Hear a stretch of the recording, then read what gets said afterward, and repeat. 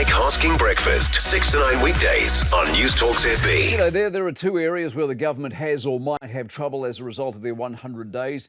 After 100 days, everyone writes up about you, don't they? They give you the report card, you get the summation, the roundup, how did they do and so on. Well, forget the policy and whether you like it. What they have going for them, I reckon, is twofold for at least the first term. One, they won the election, so they've got the numbers and got the numbers comfortably. Two, a lot of what they're enacting is not just the opposite of the last lot for the sake of it, but because a lot of the last lot's record is indisputably a mess. Think light rail, housing, the deficit and so on. So a new path is not a path about change just because of ideology. It's a path about correction or fixing what is actually broken. But a lot of what they campaigned on was the wokeness, was the Maorification of the system. Now this apparently was going to change. Well, has it?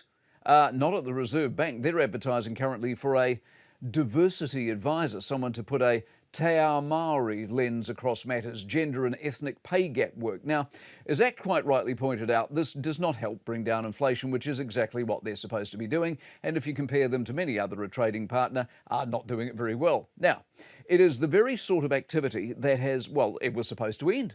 Not just because we didn't like its flourishing presence under the previous government, but because it's wasteful and it uses money we don't have. So, why is it still happening? Well, Act say the Reserve Bank is independent, which of course is true.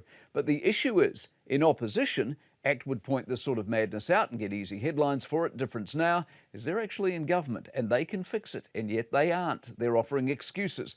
That starts to weigh on your credibility and popularity after a while. Second issue, the Prime Minister's so-called radar. Now, the consensus among the commentariat, if that is in fact meaning anything to you, was Luxon's political radar apparently is off.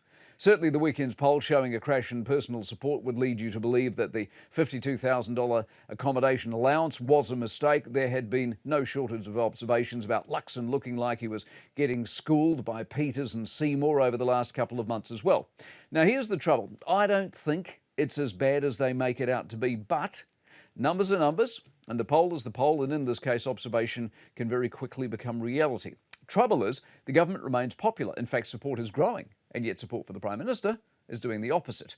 Not a reason to panic in March, a handful of months into your new term, but time quickly moves on a government, and if this doesn't change, it will become a problem before you know it. The Mike Hosking Breakfast, 6 to 9 weekdays on Newstalk ZB.